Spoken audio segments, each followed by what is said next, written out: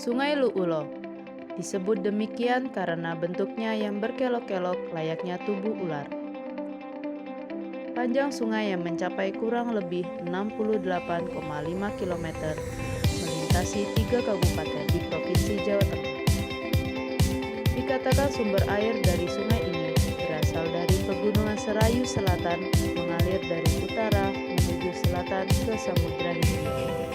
Pengamatan batuan tersingkap di tepi Sungai Lu'ulo menunjukkan keberadaan batuan metamorf Phillip. Ciri khas sebagai batuan metamorf di batu ini yaitu adanya struktur pelapisan disebut foliasi. Sebagai batuan metamorf dengan warna yang cukup beragam, membuktikan bahwa Phillip merupakan ubahan dari batuan sedimen dengan material terhalus yaitu clay, yang lalu mendapatkan tekanan dan suhu yang menciptakan struktur kilap yang berupa serat sebagai bukti tekanan dan suhu yang diterima pada rendah pada proses penerjangan.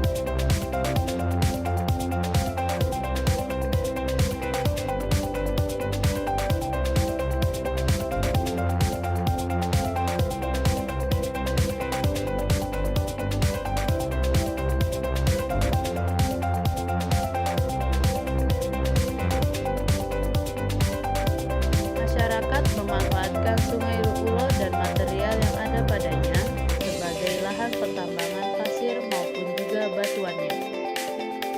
Yang sangat disayangkan ialah kegiatan penambangan yang terus dilakukan jika dibiarkan dengan jumlah pengangkutan yang banyak setiap harinya, justru akan menjadi sebuah bencana yang mengancam bagi masyarakat sekitar.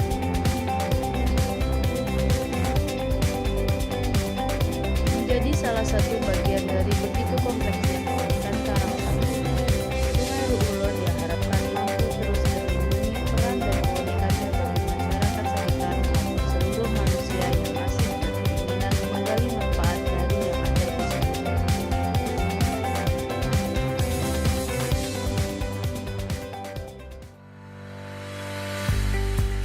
Desa Totogan.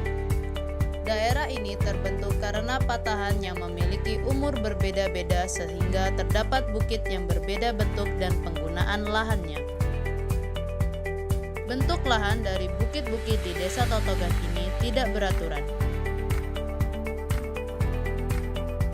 Bukit di sisi selatan berumur tersier yang terpengaruh oleh proses eksogen.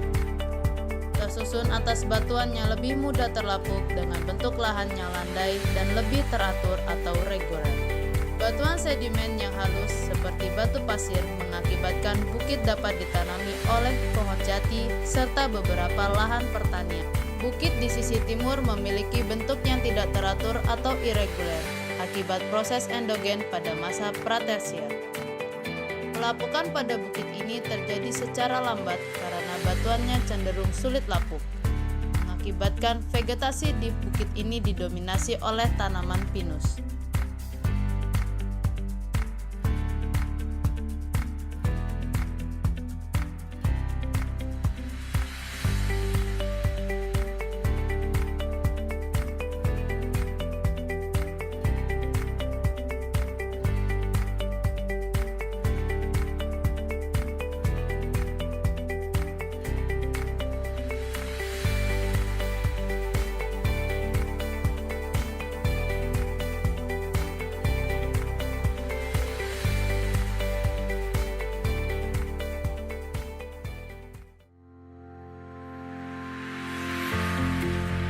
Kali Muncar.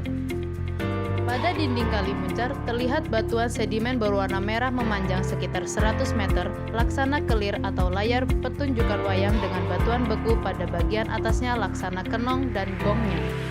Masyarakat sekitar menamakan singkapan batuan ini dengan nama Watu Kelir.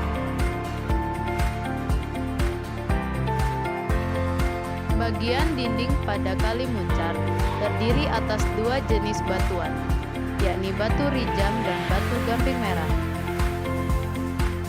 Keduanya merupakan batuan sedimen yang terendapkan di dasar samudra.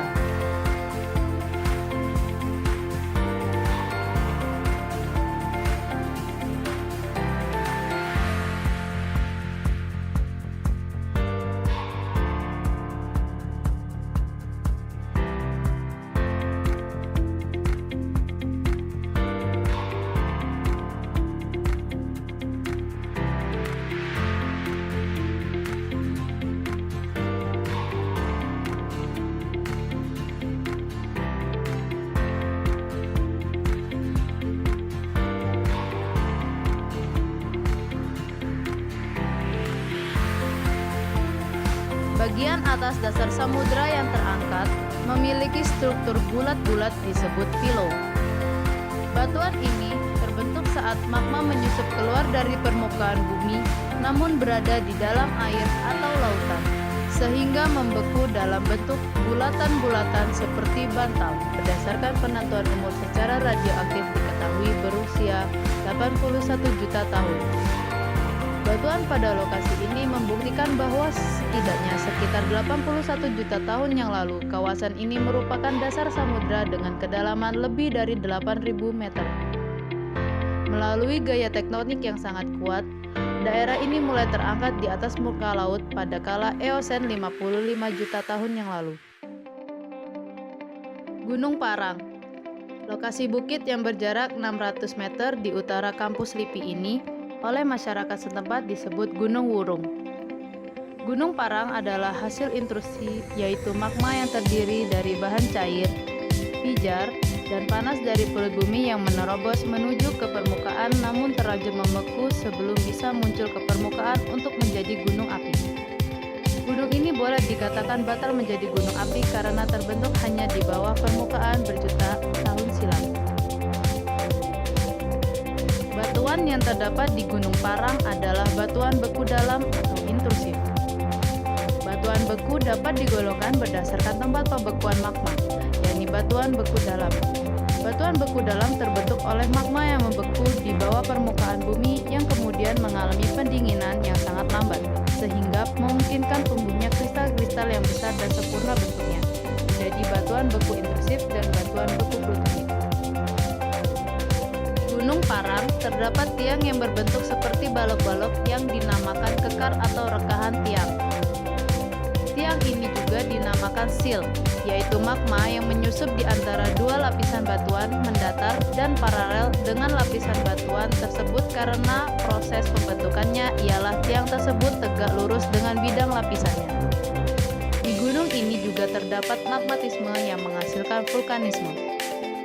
Proses magmatisme menghasilkan batuan diabas dan andesit. Gunung ini boleh dikatakan batal atau wurung, menjadi gunung api karena terbentuk hanya di bawah permukaan.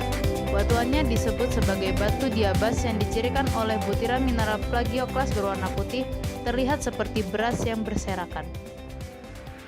Desa Pucangan, Kecamatan Sadang. Di kawasan Pucangan, bentuk lahan atau unit fisiografisnya berupa pegunungan lipatan yang dipengaruhi oleh proses geologis berupa patahan. Terlihat dari struktur lipatannya yang bergaris-garis.